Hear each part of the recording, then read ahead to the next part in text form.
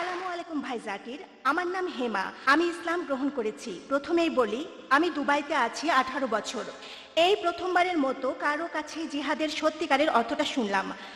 আর আমি বলবো বেশিরভাগ মুসলিমই এটা জানে না। I am sorry.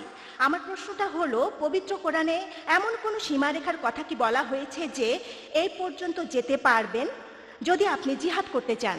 বোন মাশাআল্লাহ মুসলিম হয়েছেন, শান্তি ধর্ম গ্রহণ করেছেন, আপনাকে স্বাগত, আমার অভিনন্দন। আপনি বললেন যে জিহাদের আসল অর্থটা জানতেন না, যেটা আজকে জানলেন, আলহামদুলিল্লাহ। আপনার প্রশ্নটা হচ্ছে যে এমন কোন সীমারেখার কথা কি বলা আছে যে জিহাদ করলে এই পর্যন্ত যেতে পারবেন? বোন, জিহাদের মধ্যে সবচেয়ে শ্রেষ্ঠ জিহাদ হলো নিজের আকাঙ্ক্ষার বিরুদ্ধে জিহাদ, জিহাদ আল নাফস, সর্বোচ্চ লেভেল। আর আপনি যে কোনো সীমা পর্যন্ত যেতে পারেন যতক্ষণ কোরআন অনুমতি দিচ্ছে। আপনি শরিয়া ভাঙতে পারবেন না। আপনি যে কোনো সীমা পর্যন্ত যেতে পারেন, তবে সেটা ইসলামিক শরিয়া অনুযায়ী হতে হবে। আপনি এখানে ইসলামিক শরিয়ার বাইরে যেতে পারবেন না। তাহলে সর্বশ্রেষ্ঠ জিহাদ হলো নিজের অহমিকার বিরুদ্ধে জিহাদ করা।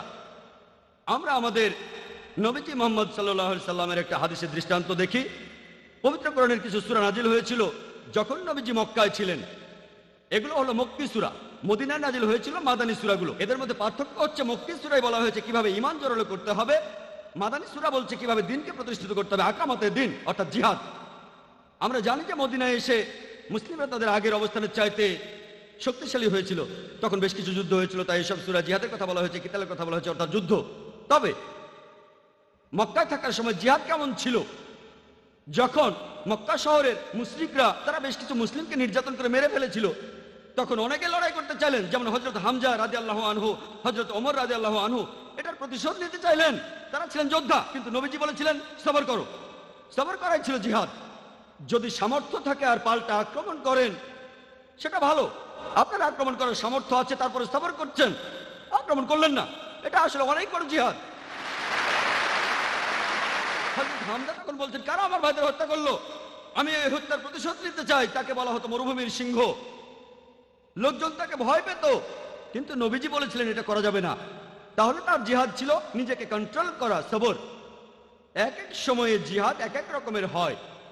জিহাদের অর্থ শুধুমাত্র শত্রুর সাথে যুদ্ধ করা নয়, সবর এক ধরনের জিহাদ।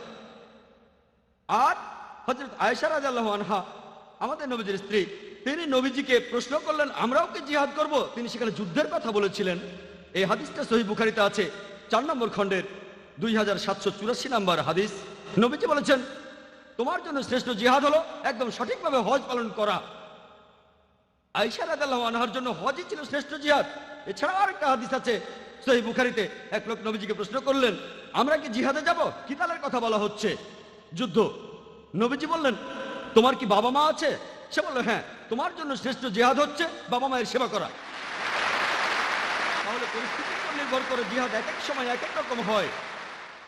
এছাড়াও সুন্নাহ নিসাইতে উল্লেখ করা হয়েছে, নবীজি বলেছেন, কোন অত্যাচারী শাসকের বিরুদ্ধে প্রতিবাদ করে কথা বলাই হচ্ছে সর্বশ্রেষ্ঠ জিহাদ। তার মানে এই নয় যে সবার জন্যই বাবা মাকে সেবা করাটা সর্বশ্রেষ্ঠ জিহাদ। নবীজি জানতেন যে সেই লোকের বাবা মায়ের সেবা প্রয়োজন। তাহলে পরিস্থিতির উপর নির্ভর করে জিহাদ এক এক সময় এক এক রকম হয়। এখানে আপনি সর্বোচ্চ কত দূর যেতে পারেন, সমস্ত সম্পত্তি উৎসর্গ করতে পারেন, এরকম একটা কিতাল বা জিহাদের সময় নবীজি সাহাবাগণকে বললেন, তোমাদের সম্পদের যতখানি দিতে পারো দান করো কিতালের জন্য। এটাও একটা সহিহ হাদিস। হযরত ওমর রাদিয়াল্লাহু আনহু, তিনি খুব ধনী ছিলেন, তার অনেক সম্পদ ছিল। তিনি সম্পত্তির অর্ধেক দান করলেন, নবীজির হাতে তুলে দিলেন, আর বললেন যে মাশাআল্লাহ, আমার সম্পদের অর্ধেক দান করেছি। তিনি ভেবেছিলেন তিনি সবার উপরে, তার অর্থ তিনি সবচেয়ে সেরা পুরস্কারটা পাবেন, তিনি সবার উপরে আছেন। নবীজি তখন বললেন, হযরত আবু বকর রাদিয়াল্লাহু আনহু ইসলামের প্রথম খলিফা, তিনি তার পুরো সম্পত্তি দান করেছেন, তাই তিনি হযরত ওমরের চাইতে বড় পুরস্কার পাবেন।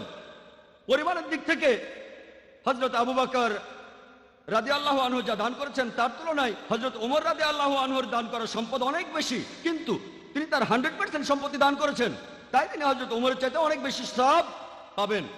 আল্লাহ তাদের শান্তিতে রাখুন। যেহেতু পুরো সম্পত্তি দান করেছেন, তিনি বড় পুরস্কারটা পাবেন। তাই আল্লাহ শরিয়ায় যে সীমা নির্ধারণ করেছেন সেই সীমা পর্যন্ত যেতে পারবেন যদি জিহাদ করতে চান। আশা করি উত্তরটা পেয়েছেন।